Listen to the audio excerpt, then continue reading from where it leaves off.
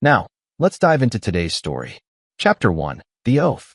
Travis Mercer stood at attention in full dress blues, his jaw set with determination as he gazed into Allison Dawson's hazel eyes. The summer sun beat down on them, casting a golden hue across the military chapel's grounds at Camp Lejeune. 30 of their closest friends and family watched as they exchanged vows, a moment Travis had imagined since their first date 3 years ago. I, Travis Allen Mercer, take you, Allison Marie Dawson, to be my lawfully wedded wife.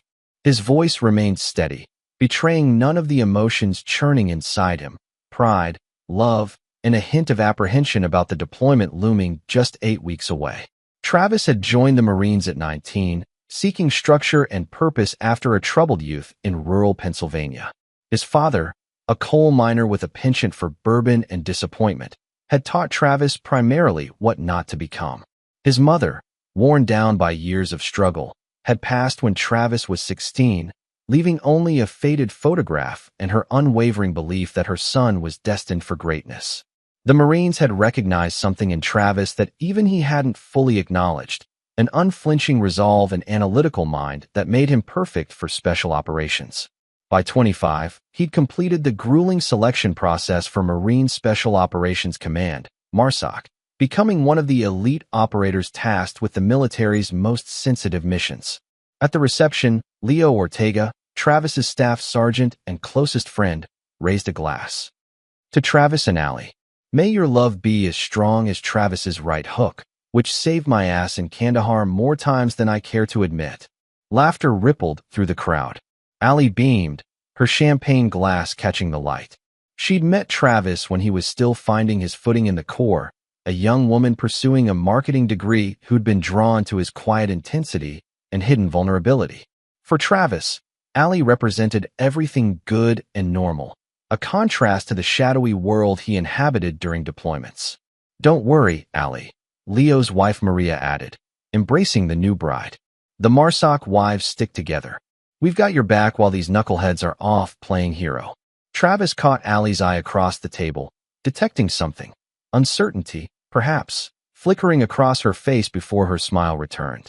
Later that night, wrapped in the quiet of their new 2-bedroom home on the outskirts of Jacksonville, North Carolina, Travis traced patterns on Allie's bare shoulder.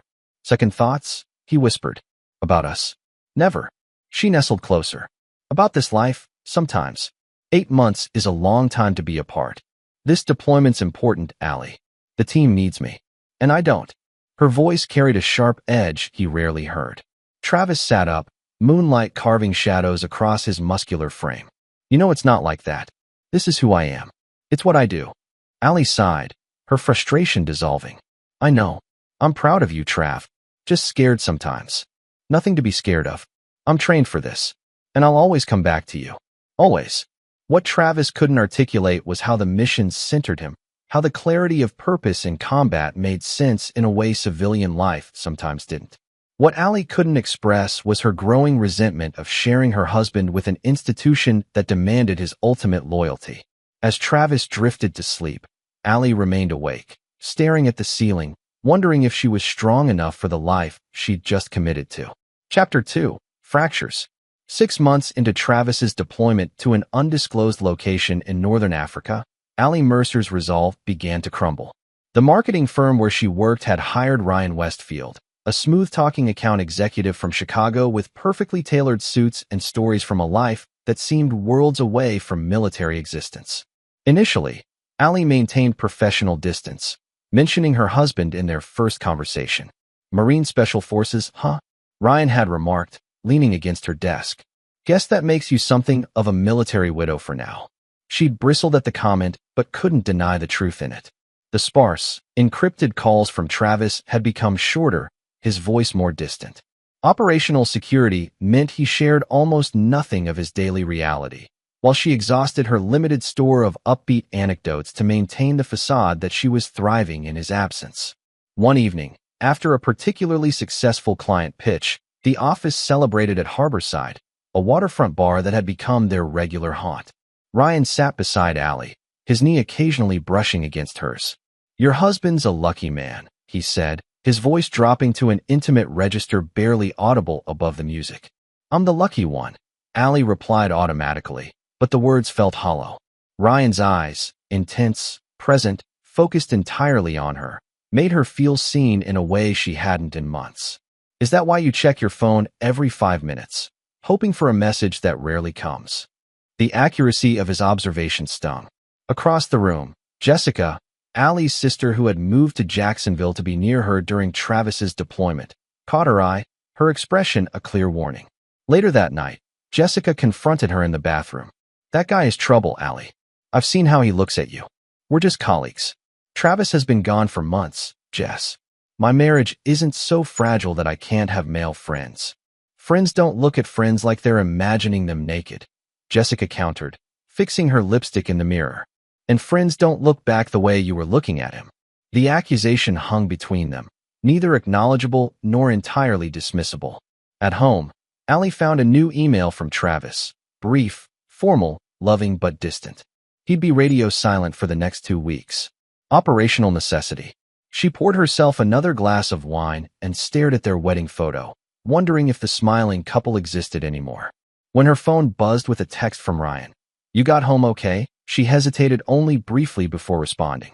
Meanwhile, in a remote outpost, Travis and his team prepared for a high-risk extraction. Intelligence had identified an American hostage held by insurgents, and Marsoc had drawn the rescue operation. "Thinking about your girl back home?" Leo asked as they cleaned their weapons. Travis nodded, checking the action on his sidearm. "Always. Maria says Allie's been quiet in the spouses group chats lately." Something in Leo's tone made Travis look up. "What are you not saying, Ortega?" Leo sighed, setting down his rifle. "Probably nothing. Maria mentioned seeing some pictures on social media. Allie out with her co-workers.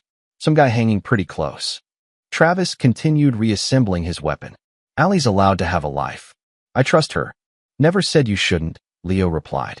"Just, first deployments are hard on marriages. Stay connected however you can." Travis nodded, but doubt had planted its seed. That night, as he tried to sleep before the mission, he pulled up the last photo Allie had sent. Her smile seemed forced, her eyes holding something he couldn't decipher. Chapter 3, The Serpent's Whisper. By the 7th month of deployment, what had begun as innocent texting between Allie and Ryan had evolved into daily emotional intimacy. After a particularly difficult day when news reported casualties in Travis's operational region, with no way to confirm his safety, Allie accepted Ryan's invitation to dinner, just as friends.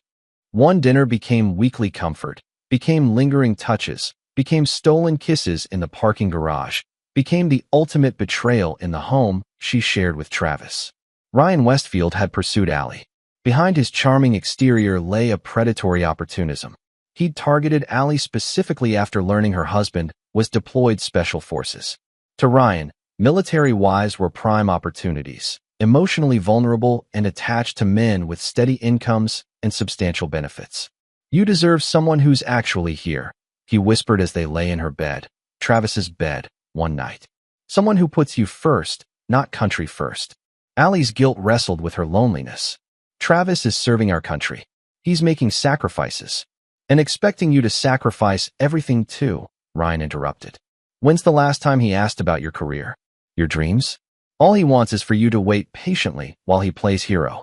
The words burrowed deep because they echoed thoughts Allie had battled herself. As weeks passed, Ryan's presence in Allie's life and home became more permanent. He began leaving clothes in her closet. His favorite whiskey appeared on the shelf beside Travis's untouched bourbon. Across the ocean, Travis's team successfully completed their hostage extraction, earning rare commendations. The victory felt hollow for Travis, whose mind increasingly drifted toward home.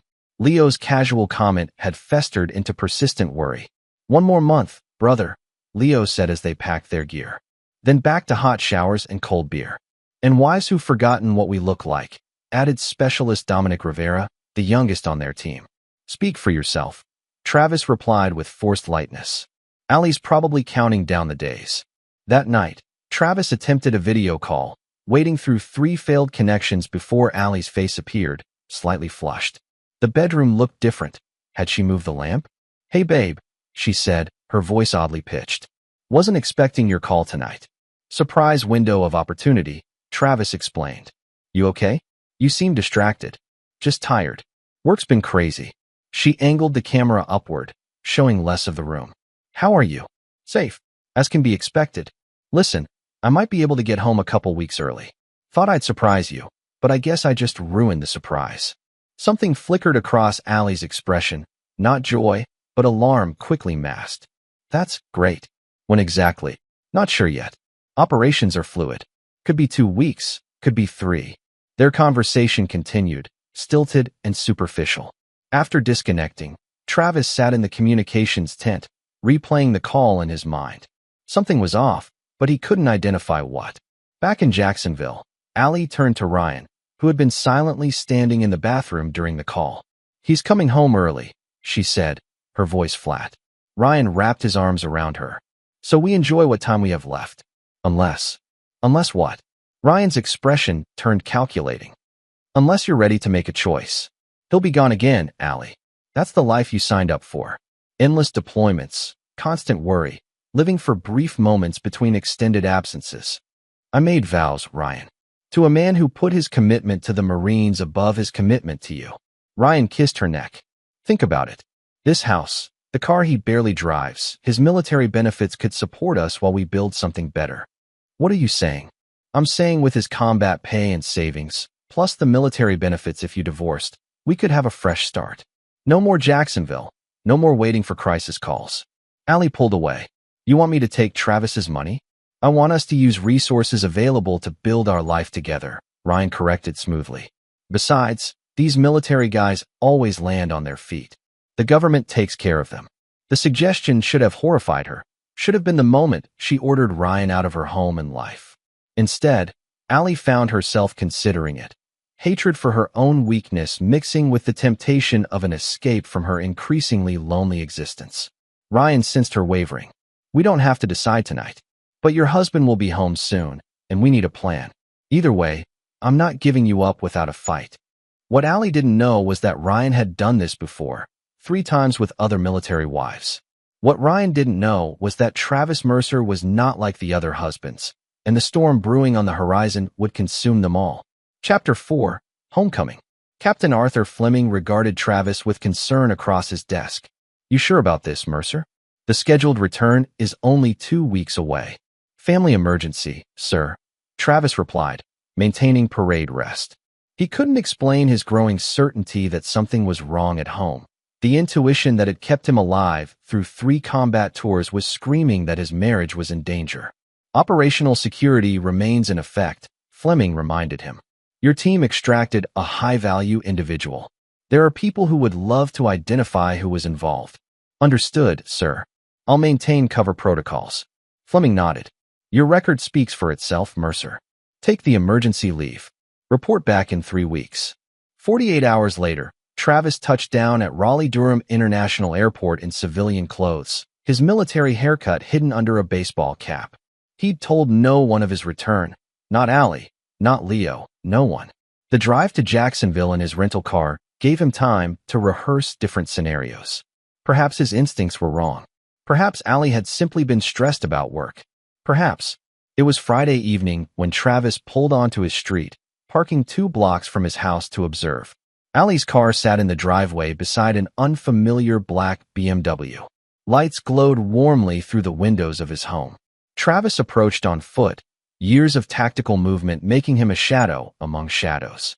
Through the living room window, he saw them, Allie laughing, wine glass in hand, curled against a man Travis had never seen before. The man wore Travis's USMC sweatshirt, lounging comfortably on Travis's couch, holding Travis's wife. Something cold and calculating replaced the initial surge of rage. Travis retreated, circling to the rear of the house where the bedroom window would be slightly open. Allie always complained the room got too stuffy otherwise. Positioned beneath the window, Travis heard their voices carried on the night air. Your friends still don't know about us? The man asked. Jessica suspects, Allie replied. She keeps making these comments about loyalty. The man laughed. Loyalty is overrated. You know what I told my buddy Derek? I said, the stupid Marine is overseas while I'm enjoying his house, his car, and his woman. Why should Travis get to keep all this when he's not even here to appreciate it? Travis's hands clenched into fists, his breathing controlled through practiced discipline. "Ryan, don't talk like that," Allie chided, but without real conviction. "Besides, we need to be careful. If Travis found out before we're ready, what's he gonna do? The guy's been dodging bullets in some desert. He wouldn't know the first thing about handling someone like me." "He's not just any Marine," Allie said quietly. "He's MARSOC, Special Operations." Ryan scoffed. "Special Operations or not, he's still just some military grunt. I grew up in Chicago. Your combat experience is nothing against my street fighting." Their voices faded as they moved deeper into the house. Travis stayed frozen, processing everything he'd heard, mapping his next moves.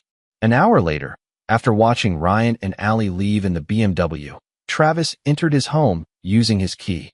The familiar space felt alien now, contaminated. He moved silently through each room, noting the evidence of another man's presence. Unfamiliar clothes in the closet, a different brand of coffee in the kitchen, a pair of expensive cufflinks on the dresser.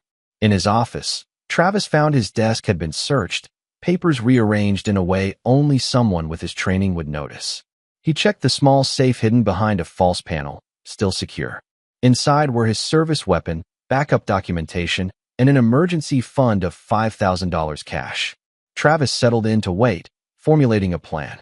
When headlights swept across the front window 3 hours later, he positioned himself in the darkened corner of the living room, silent and watchful.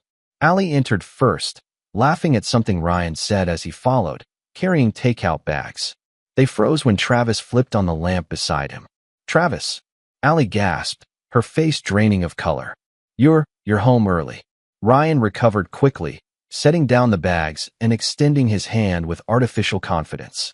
"You must be the husband, Ryan Westfield." "Look, this isn't what it seems." "It's exactly what it seems," Travis replied, his voice dangerously calm.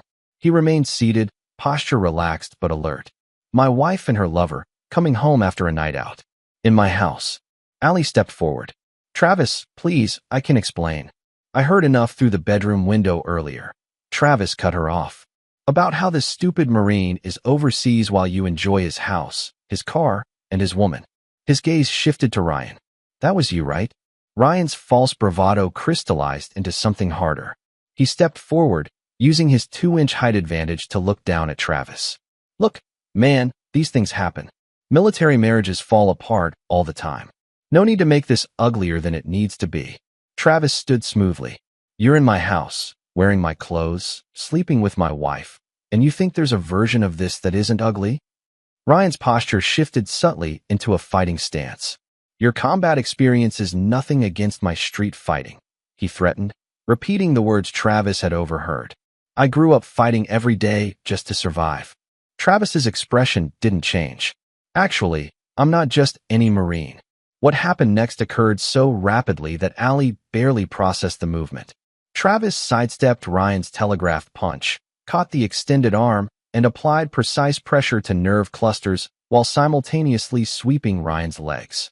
3 seconds later, Ryan lay immobilized on the floor, face contorted in agony, a technique designed to incapacitate without permanent damage.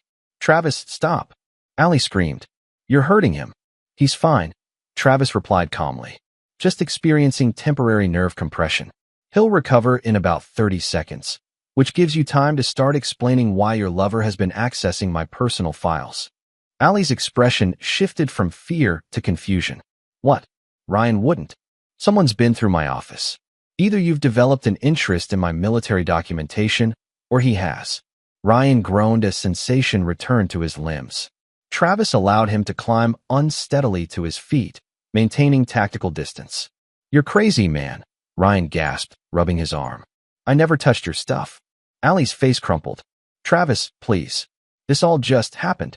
I was lonely, and Ryan was there, and you decided the appropriate response was to move him into our home." Travis's voice remained unervingly controlled. "To give him access to everything we built?" "It wasn't like that," Allie insisted, tears flowing now. "Ryan, tell him we weren't planning anything." Ryan's eyes darted between Travis and the door, calculating his chances. "Look, things got complicated. Allie was talking about divorce anyway. We were just trying to figure out next steps." Travis reached into his pocket, and extracted a small digital recorder. Let's see what those next steps included, shall we? He pressed play, and Ryan's voice filled the room. With his combat pay and savings, plus the military benefits if you divorced, we could have a fresh start. Allie's gasp seemed genuine. Ryan, you said you were joking about that. Travis stopped the recording. Military lawyers are very thorough, he said quietly. They've seen every version of this scam. Married service member deploys, spouse begins affair, suddenly accounts are drained, credit cards maxed out, loans taken in the service member's name. I would never steal from you, Allie protested. But he would, Travis replied, nodding toward Ryan. He's done it before. Haven't you, Westfield? The military community's smaller than you think. Word gets around about predators targeting military spouses. Ryan's expression confirmed Travis's suspicion. You don't know anything, he snarled. I know enough, Travis countered. Now you're both going to leave. You have 30 minutes to pack essential items. Anything else can be arranged through attorneys. Allie stepped forward, desperation in her eyes. Travis, please. I made a terrible mistake. We can work through this. We can't, Travis interrupted, his composure finally cracking to reveal the depth of his pain. You brought another man into our home, into our bed. You betrayed everything we built. And you were never here. Allie shouted, anger replacing her pleading. 8 months, Travis. 8 months of 5-minute calls and cryptic emails. 8 months of wondering if you were dead or alive while you chose the Marines over me every single day. I chose to serve my country, Travis replied. You chose to betray it by targeting a deployed service member's family. That's what you became the moment you helped him access my personal information, a threat to operational security. Ryan stepped toward the door. This is insane. I'm leaving. Not without me, Allie declared, her gaze hardening as she looked at Travis. You're right. We're done. As they gathered their things under Travis's watchful eye, neither noticed him activate the recorder again, documenting every word, admission, piece of evidence that would protect him in what was to come. Chapter 5. The Aftermath. Travis sat alone in his contaminated home after Allie and Ryan departed, systematically working through his options. His training had prepared him for battlefield triumph. Now he applied those principles to his shattered life. First priority, security. He changed the locks, reset all passwords, and placed a fraud alert on his credit. He contacted his bank, explaining that he was a recently returned service member with concerns about account access. The bank representative, a veteran herself, immediately froze his accounts pending his in-person verification. Second priority, documentation. Travis transcribed the recordings, photographed evidence of Ryan's presence in his home, and compiled a chronology of events. Military precision applied to marital catastrophe. Third priority, tactical assessment. Travis needed intelligence on his adversaries before planning his next move. At dawn, he called Leo. Holy shit, you're back early. Leo exclaimed. Why didn't you tell me? It's complicated, Travis replied. I need a secure place to stay and some help with surveillance. Silence stretched across the line. This about Allie? I found her with someone. A co-worker named Ryan Westfield. I need to know if they're planning anything I should worry about. Leo's voice darkened. Give me 2 hours. Maria's sister has a rental property standing empty. I'll text you the address. By noon, Travis had established a temporary base of operations in a small house near Camp Lejeune. Leo arrived with supplies and Dominic Rivera, the team's surveillance specialist. Not official business, Leo warned Dominic. Personal favor. Dominic nodded grimly. Military family is family. What do you need? Travis outlined his concerns about potential financial exploitation and security risks. This guy has targeted military spouses before. I need to know if he's done anything that could compromise operational security. You thinking OPSEC violation? Leo asked, suddenly more serious. OPSEC, operational security, was sacred. Breaches could endanger entire teams. I don't know, Travis admitted. But he had access to my home office where I keep some documentation. Nothing classified, but enough personal information to cause problems. Over the next 3 days, they established a rotation. While Travis met with a military attorney and secured his finances, Leo and Dominic tracked Ryan and Allie's movements. The picture that emerged was troubling.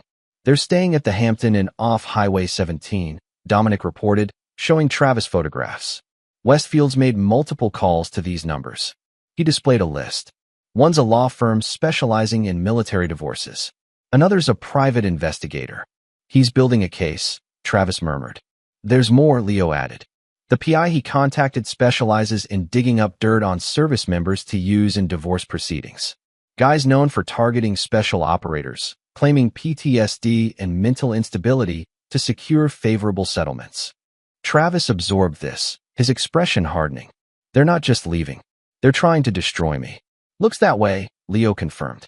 Question is, what are you going to do about it? Travis stared at the surveillance photos. First, I talked to Jessica. Allie's sister might know something. Then I decide if this is a defensive or offensive operation. Jessica Dawson met Travis at a coffee shop near the community college where she taught. Her expression was a mixture of sympathy and guilt. I tried to warn her, Jessica said after Travis explained what he'd discovered. I knew something was happening with that guy, but Allie swore it was just friendship. When did it start? Jessica sighed. 3 months into your deployment, he started showing up everywhere. Always so helpful, so understanding. I told Allie he was too smooth, but she said I was paranoid. Did she mention anything about money? Access to my accounts. Jessica hesitated. Not directly, but about a month ago, she asked me weird questions about military benefits, what happens financially during divorces. I thought she was just considering options. And Ryan? What do you know about him? Not much beyond what Allie shared. Chicago native, divorced, works in marketing. Always has cash but complains about being broke. Jessica leaned forward. But Travis, there's something off about him. The way he looks at people, like he's calculating their value. Travis nodded. Because he is. He's done this before. Jessica's eyes widened. What do you mean? Ryan Westfield isn't his real name. My team did some digging. His real name is Richard Wilson. He's pulled this con at least 3 times, seduces military wives, convinces them to clean out accounts during deployment, then disappears once the money's secured. Oh my God, Jessica whispered. Does Allie know? I doubt it. She's a mark to him, not a partner. Travis's voice remained clinical, detached. The question is whether she's an innocent victim or a willing accomplice. Jessica looked troubled. What are you going to do? What I'm trained to do, Travis replied, his eyes cold. Gather intelligence, identify vulnerabilities, and neutralize the threat. Travis, Jessica said cautiously, this isn't combat. This is civilian life. Is it? Travis countered. Because from where I'm sitting, I'm still being attacked by hostile forces. He stood, leaving cash for the coffee. Just stay clear of both of them for now. This will get worse before it gets better. That evening, in the rental house, Travis compiled everything he'd learned into an operational assessment. Ryan/Richard was the primary threat, a practiced predator with experience exploiting military families. Allie was harder to categorize, victim or accomplice. Either way, she'd betrayed her marriage vows and potentially compromised operational security. Leo reviewed Travis's notes. What's the play, brother? Legal channels are slow, and meanwhile, this guy's building a case against you. Travis closed the folder. We changed the battlefield. Right now, they think I'm reacting emotionally, the betrayed husband, the unstable warrior. That's what they're preparing to fight. But that's not who they're facing, Leo realized. No, Travis agreed. They're facing a strategic operator with resources, training, and a team. Tomorrow, we go on offense. Chapter 6, Counterattack. Ryan Westfield, or Richard Wilson, his true identity, believed he had the upper hand. Lounging in the hotel room while Allie showered, he made another call to the divorce attorney specializing in military cases. Yes, clear signs of aggression, Ryan said smoothly. Physically threatened me. Military training makes him dangerous and unpredictable. Yes, we can provide documentation of his volatile behavior. Perfect. He ended the call, satisfied. The playbook had worked before. Paint the service member as unstable, leverage the trauma narrative, and secure a settlement that included substantial alimony and asset division. The current wife was always crucial.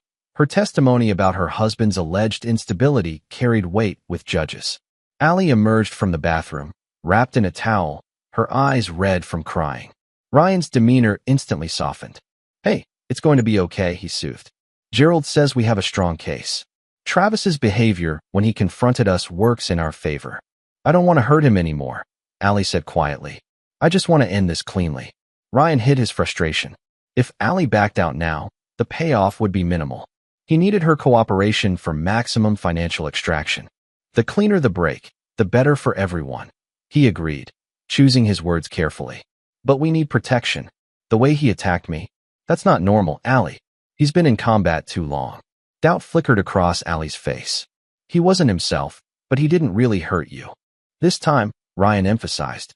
Military guys with PTSD can snap. I've seen it happen. He hadn't, but the lie served his purpose. We need legal protection, which means documenting his behavior. Allie nodded reluctantly, her judgment clouded by guilt and confusion. She still loved Travis. That was the problem. Despite everything, part of her wanted reconciliation, not retribution. Meanwhile, Travis's counteroffensive began at dawn. First target, Ryan's credibility. Dominic had discovered Ryan was driving with a suspended license from Illinois. Additionally, the BMW was leased under a different name, Anthony Pinder, with missed payments. Anonymous tip to police, Travis instructed. Highway patrol checkpoint near their hotel at 2 p.m. when they usually go out for lunch. Second target, Ryan's professional standing. Leo had uncovered that Ryan's marketing credentials were falsified. His claimed MBA from Northwestern was fictional, and his supposed Chicago agency experience non-existent. Send this documentation to his current employer, Travis directed. Anonymously, from a concerned client who discovered discrepancies. Third target, Allie's perception of her lover. Jessica had provided access to Allie's laptop during a brief visit, allowing Dominic to clone her email credentials. Now they monitored communications, waiting for strategic openings. They didn't wait long. By afternoon, Ryan was in police custody for the suspended license and questionable vehicle registration. The BMW was impounded, leaving Allie stranded at the hotel. When Ryan called, demanding she bail him out, Dominic captured the conversation through the compromised phone. What do you mean you don't have access to cash? Ryan's voice was harsh, nothing like his usual smooth tone. Use your credit cards. They're maxed out, Allie replied. I've been paying for everything since we left. Figure it out. Ryan snapped before the call ended. Travis listened to the recording, noting Allie's distress and Ryan's true colors emerging under pressure. Send her the Northwestern verification email, he instructed. Minutes later, Allie received an official-looking message from Northwestern University Verification Services, responding to her supposed inquiry about Ryan Westfield's credentials. No record found. By evening, Ryan's employer had received documentation of his falsified resume. Before he could even make bail, he'd been terminated via email. The systematic dismantling continued for 3 days. Each time Ryan or Allie attempted to advance their position, they found obstacles. The divorce attorney dropped them after receiving anonymous evidence of Ryan's previous identity fraud. The hotel asked them to leave after credit card payments were declined. Ryan's remaining cash dwindled with bail costs and legal fees. On the 4th day, Travis intercepted a text from Ryan to an unknown number. Need to accelerate timetable. Military husband becoming problem. Asset extraction must happen immediately. Asset extraction, Leo repeated grimly when Travis showed him. That confirms it. Travis nodded. Time for the finishing move. That afternoon, as a desperate Ryan attempted to salvage his plan by pressuring Allie to contact Travis about retrieving her things from the house, Travis positioned his team. Leo stationed himself near the hotel, tracking Ryan's movements.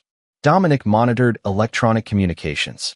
Travis waited at home, doors unlocked, security cameras active. When Allie arrived alone, Travis greeted her calmly in the living room. Where are your things? She asked, her voice small. It looks empty. Packed away, Travis replied. Seemed appropriate after strangers occupied my home. Allie flinched. I deserve that. You deserve worse, Travis said evenly. But that's not why you're here. Your sister tells me you're running out of options. Jessica talked to you? Allie looked betrayed. Family loyalties are complicated, Travis observed. Like how your boyfriend's loyalty is to your money, not to you. Allie's defensive posture faltered. What are you talking about? Travis activated a tablet showing Ryan's intercepted communications, including messages to previous victims and conversations with associates about asset extraction. Ryan Westfield is actually Richard Wilson, Travis explained clinically. He's done this exact routine with 3 other military wives. Seduce, isolate, convince them to drain accounts, then disappear with the cash. Allie's face drained of color. No, he wouldn't. He already has. Multiple times. Travis scrolled through more evidence. He's been planning to use you to access my money from the beginning. Once he had it, you'd never see him again. Tears welled in Allie's eyes. Why are you showing me this? Because despite everything, you're still my wife, Travis said, his voice finally softening slightly. And no one deserves to be used like this. Allie sank onto the couch, confronted with the magnitude of her mistake. I've ruined everything, she whispered. Yes, Travis agreed without malice. You have, but you can choose not to be his accomplice in financial fraud. His phone buzzed, a text from Leo. Target on move toward your location. ETA 10 minutes. Travis showed Allie. He's coming here now. Probably realized you might reconcile with me and cut him off from potential payday. What do we do? Allie asked, genuine fear in her eyes. We let him reveal himself, Travis replied. But first, you need to decide whose side you're on. The moment of truth had arrived as Ryan's rental car pulled into the driveway. Inside the house, Travis had given Allie a crucial choice. One that would determine not just the end of their marriage, but the nature of that ending. Chapter 7. The Trap. Ryan charged through the front door without knocking, his face contorted with barely contained rage. Finding Allie and Travis sitting calmly in the living room stopped him short. What the hell is this? He demanded, glaring at Allie. I thought you were just getting your things. We were talking, Allie replied, her voice surprisingly steady. About who you really are, Richard. Ryan's expression flickered, a microsecond tell that confirmed the accusation. He recovered quickly, forcing a confused laugh. Who's Richard? Allie, has he been feeding you lies? Travis remained seated, posture relaxed but alert. Northwestern has no record of your MBA, Richard. Neither does BCG Marketing in Chicago, where you claim to work for 5 years. This is ridiculous, Ryan scoffed. Allie, we need to go? Now. So you can drain her accounts too? Travis asked mildly. Like you did with Melissa Chambers in San Diego? Or Catherine Benson at Fort Bragg? Ryan's practiced charm vanished, replaced by cold calculation. He assessed the room, noting cameras in the corners, weighing options. You military types always stick together, he said finally. Spinning conspiracy theories because you can't accept that your wife chose someone else. I made a mistake, Allie interjected, standing to face Ryan. You manipulated me when I was vulnerable. Ryan stepped toward her, voice hardening. We had a plan, Allie. Everything we talked about, starting fresh, building a real life away from military restrictions. That was real. Was it? She challenged. Or was I just your latest target? Another military wife to exploit? Ryan's demeanor shifted again, sensing he was losing control of the situation. He softened, reaching for Allie's hand. Baby, don't let him turn you against us. Whatever he's shown you is fabricated. Guys like him have buddies everywhere who'll help smear civilians. Travis watched the performance with clinical detachment. Ryan was good, adaptive, persuasive, reading Allie's emotional cues and adjusting his approach accordingly. In another context, Travis might have admired such psychological warfare skills. Allie wavered, her resolve visibly weakening under Ryan's practiced gaze. This was the crux of Travis's plan. Not to convince Allie himself, but to create conditions where Ryan would reveal his true nature. Maybe you're right, Allie said slowly. Maybe I'm confused. Hope flashed across Ryan's face, predatory, triumphant. Trust your heart, not his psychological warfare. Remember how he attacked me? That's who he really is, violence just beneath the surface. Allie nodded, stepping closer to Ryan, further from Travis. I should get my things. Already packed everything from your dresser, Travis said, nodding toward a suitcase by the stairs, including the emergency cash in your jewelry box. Ryan's eyes darted to the suitcase, a reflexive gesture that wasn't lost on Allie. Travis had planted the seed perfectly. There was no emergency cash, but Ryan's reaction revealed he'd been searching for it. You went through my things? Allie asked, directing the question at Ryan, not Travis. What? No, Ryan protested, but his delayed response betrayed him.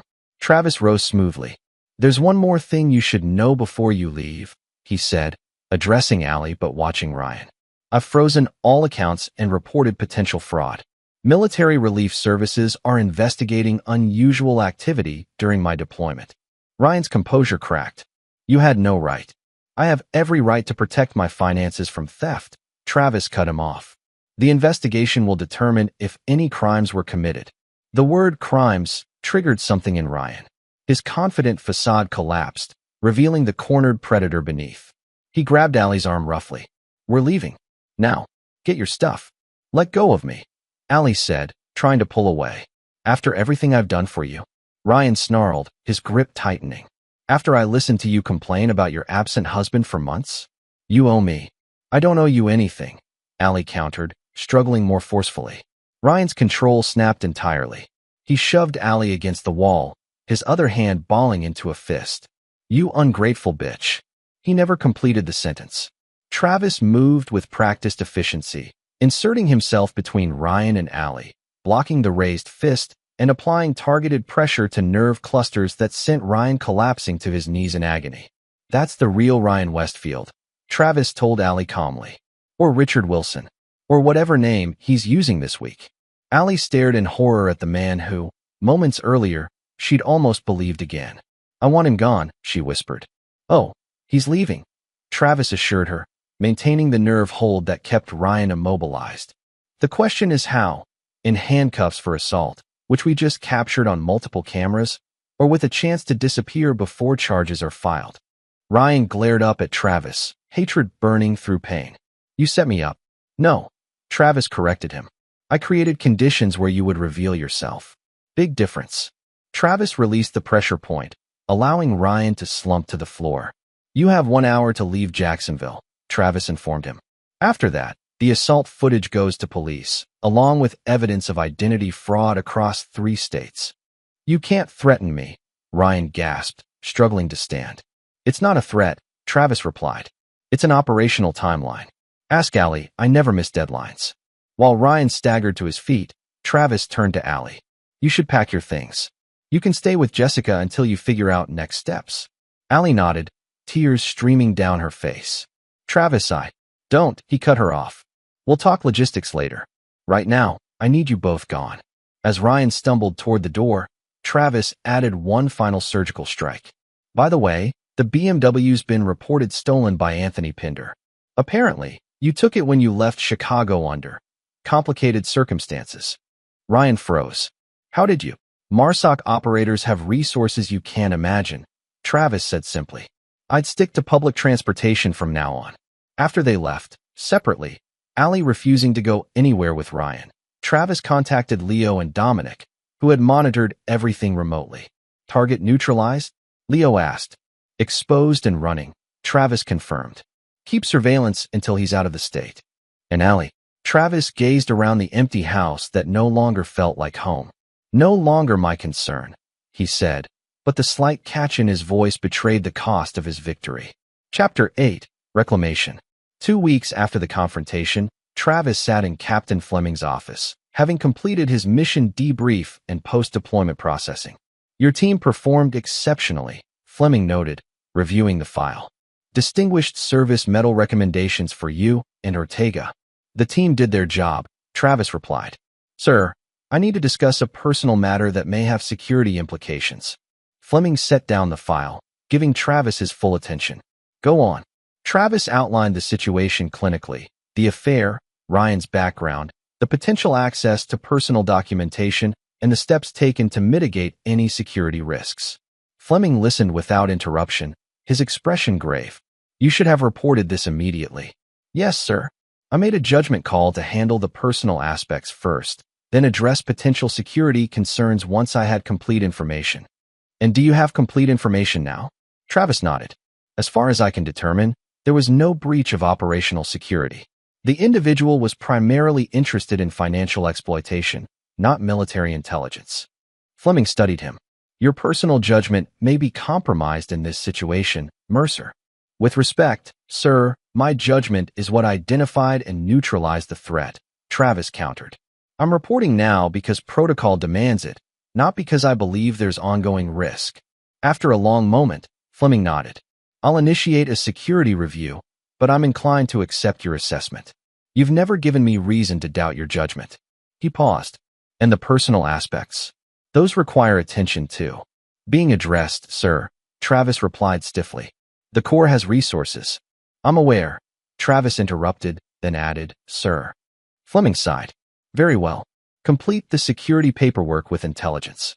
Take 2 weeks leave. That's an order. Yes, sir. Outside the headquarters building, Leo waited, leaning against his truck. How'd the old man take it? About as expected. Security review, mandatory leave. Travis climbed into the passenger seat. How's the surveillance? Target left state lines 3 days ago. Last tracked to Boston, likely establishing new hunting grounds. Leo started the engine. And the wife? Ex-wife, soon enough. Paperwork's filed. Leo navigated toward the base exit. You're welcome to stay with us as long as needed. Maria's got the guest room ready. Travis stared out the window at the familiar landscape of Camp Lejeune. I need my own place. New start. Understandable, Leo agreed. But isolation's not the answer, brother. The team's concerned. I'm fine. Bullshit, Leo said bluntly.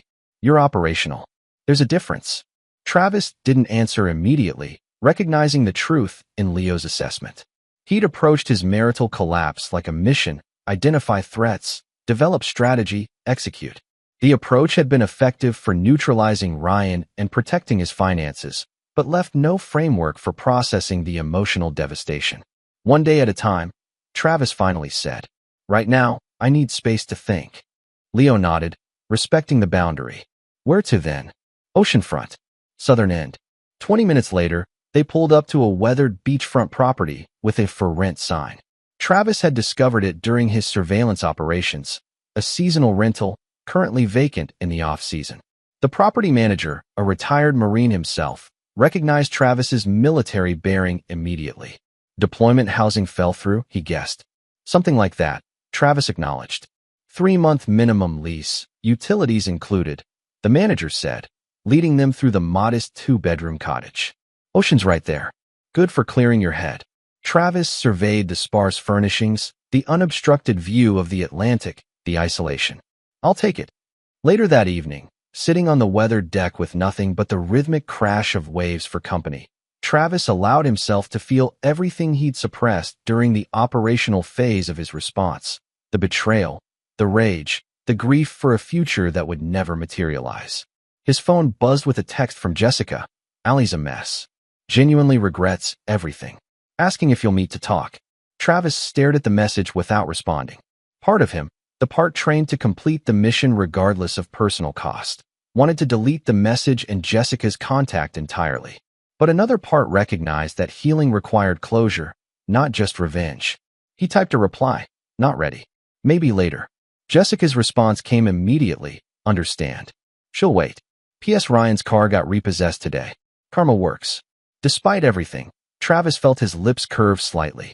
The tactical victories provided satisfaction, but not peace. That would require harder work than even MARSOC training had prepared him for. For the next 2 weeks, Travis established a Spartan routine. Dawn runs on the beach. Physical training to exhaustion. Minimal contact with the outside world except for Leo and his team. In the evenings, he sat on the deck, watching the ocean and gradually allowing himself to remember not just the betrayal, but everything before it. The good moments with Allie, the dreams they'd shared, the future they'd planned. On the 15th day, Travis received an unexpected visitor. Benjamin Porter, his former neighbor, pulled into the sandy driveway in his pickup truck. Leo told me where to find you, Ben explained, settling onto the deck chair beside Travis. Thought you might want company that isn't military for a change. Travis accepted the beer Ben offered. How's the neighborhood? Quiet. Your house sold fast. Ben took a long drink. Allie left town. Job transfer to Raleigh, I heard. Travis nodded, processing this new information. Probably for the best. Probably, Ben agreed. After a companionable silence, he added, Guys at the VFW ask about you. Schmidt says you're welcome anytime. Travis hadn't considered returning to the veterans community he'd been part of before deployment. The idea of civilian interaction still felt overwhelming. Maybe someday, he said. Ben didn't push. When you're ready. No timeline. They watched the sunset in silence. The simple presence of non-military friendship offering Travis a glimpse of the wider world beyond his tactical existence. A world he would eventually need to rejoin. That night, Travis made 2 decisions. First, He would accept the Distinguished Service Medal rather than declining as he'd planned. Second, he would respond to Allie's request for a meeting. Not for reconciliation, that bridge was irrevocably burned, but for mutual liberation from the limbo of unresolved endings. Chapter 9, Resolution. The coffee shop in Wilmington provided neutral territory, far enough from Jacksonville to avoid unwanted encounters. Travis arrived early, securing a corner table with clear sight lines to all exits, operational habits that might never fade. When Allie entered, Travis almost didn't recognize her. The confident marketing professional had been replaced by someone smaller somehow, her designer clothes exchanged for simple jeans and a sweater, her carefully maintained highlights grown out to reveal natural brown. "Thank you for meeting me," she said, sliding into the chair across from him. Travis nodded, studying her without speaking. "I don't know where to start," Allie admitted after the silence stretched uncomfortably. "Why did you want this meeting?" Travis asked, his voice neutral. Allie wrapped her hands around her coffee cup. "To apologize. To explain, if you'll let me. Not to justify, nothing justifies what I did, but to help you understand." "I understand predators target vulnerability," Travis replied. "Ryan saw an opportunity and exploited it. It wasn't just him," Allie said quietly. "I made choices. Terrible ones." Travis leaned back, creating psychological distance. "Why now?" "It's been 2 months. Because I needed to understand myself first," Allie explained. "I've been in therapy, trying to figure out how I became someone who could betray everything I claimed to value." Travis hadn't considered this possibility, that Allie might be engaged in her own form of after-action review, analyzing the failure points in her character. "And what did you discover?" he asked, genuine curiosity breaking through his defenses. "That I was never prepared for military life," Allie answered honestly. "I loved you, still do, but I hated sharing you with the Corps. Every deployment, training exercise, time national security came before our plans. It built resentment I never acknowledged." "You could have talked to me," Travis pointed out. "Could I?" Allie challenged gently. "You were always so certain about your path, so committed to the mission. Whenever I expressed doubts, you reassured me about the importance of your work, never acknowledging that your certainty came at my expense." The accusation stung because it contained truth Travis had avoided confronting. His devotion to duty had sometimes blinded him to Allie's struggles. "That still doesn't justify betrayal," he said firmly. "No," Allie agreed immediately. "Nothing does. I'm not asking for forgiveness, Travis. I don't deserve it. I'm asking for completion. For us both to acknowledge what happened so we can move forward separately." Travis studied her, recognizing genuine remorse. The tactical part of him remained wary. Emotion could be feigned, contrition simulated. But another part, the part that had loved this woman enough to promise forever, sensed authentic pain. "Ryan?" he asked, testing her sincerity. "Gone," Allie replied without hesitation. "After you exposed him, I saw him clearly for the first time. Everything you said was true. He'd been manipulating me from the beginning." "Did you love him?" The question escaped before Travis could censor it. Allie considered carefully before answering. "I loved the illusion he created, someone fully present, fully focused on me. But that person never existed." They sat in silence, two people who had once shared everything, now connected only by mutual pain and fading memories. "The divorce papers are being processed," Travis said finally. "My lawyer will contact yours about division of assets." "I don't want anything," Allie interjected. "The house proceeds, the savings, it should all be yours." Travis shook his head. "That's not how this works. You're entitled to your share under law. Even after what I did." Even then, Travis's sense of justice wouldn't allow him to take everything, despite her betrayal. "We'll follow legal guidelines." "Clean break." Allie nodded, tears forming. "I've accepted a permanent position in Raleigh. Fresh start." "Good," Travis said, meaning it. "Distance will help us both." As they prepared to leave, Allie hesitated. "Can I ask one thing? Are you okay? Really okay?" The question caught Travis off guard. For months, his focus had been operational. Neutralize threats, secure positions, advance tactically. No one, not even Leo, had asked so directly about his emotional state. "I will be," he answered truthfully. "Different, but okay." Allie reached across the table, her fingers stopping short of touching his. "You deserve happiness, Travis. I hope you find it." Outside the coffee shop, They parted without physical contact. No hug, no handshake, just a final nod of acknowledgement. As Travis watched Allie walk away, he felt something shift inside him. Not forgiveness exactly, but a loosening of the cold, tactical mindset that had protected him through the worst of the betrayal. 3 days later, Travis received notification that his security review had been completed with no concerns identified. Captain Fleming requested a meeting. The Distinguished Service Medal ceremony is next month, Fleming informed him. You'll be there? Yes, sir, Travis confirmed. I've reconsidered my position. Fleming nodded approvingly. Good. And your personal situation? Resolved, sir. Divorce proceeding amicably. And your future with the Corps? Fleming asked the question Travis had been avoiding. Before the betrayal, Travis had been considering a training position that would mean less deployment but continued service. The events of recent months had disrupted those plans, leaving his career path uncertain. Still under consideration, sir, Travis admitted. Fleming leaned forward. The training command position is still available. Your experience would be invaluable to the next generation of operators. With respect, sir, I need more time. Take it, Fleming said unexpectedly. But remember, the Corps isn't just a mission, Mercer. It's a family, and family helps you rebuild when everything else falls apart. The words resonated more deeply than Travis anticipated.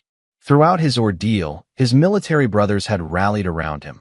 Leo offering unwavering support, Dominic providing technical expertise, even Captain Fleming granting latitude beyond regulations. While his marriage had crumbled, his military family had strengthened. I'll remember that, sir, Travis promised. 2 weeks later, Travis stood on the beach outside his rental cottage, watching a storm front approach from the Atlantic. Dark clouds gathered on the horizon, mirroring the turbulence he'd weathered in recent months. His phone rang. Leo, checking in as he did every few days. Training command called again. Leo reported without preamble. They're holding the position, but need an answer by month end. Travis watched lightning fork across distant clouds. What would you do? Continue serving, Leo answered without hesitation. Different capacity, same mission. Plus, someone needs to teach these new operators how to handle both battlefield chaos and homefront disaster. Travis considered this perspective, the idea that his painful experience might become valuable wisdom for others facing similar challenges. I'll think about it, he promised. After ending the call, Travis walked along the shoreline as the storm approached, wind whipping sand against his skin. The future remained uncertain, his marriage irretrievably lost, his career at a crossroads, his heart still healing from profound betrayal. But for the first time since returning to find another man in his home, Travis felt something beyond tactical calculation stirring within him. Not happiness, not yet, but possibility. The storm would hit, as storms always did. But Travis Mercer had weathered worse and emerged stronger, different, scarred, but unbowed. As rain began to fall, Travis turned toward the cottage, no longer running from the storm, but moving purposefully through it. One mission had ended. Another waited beyond the horizon, and he would be ready when it arrived.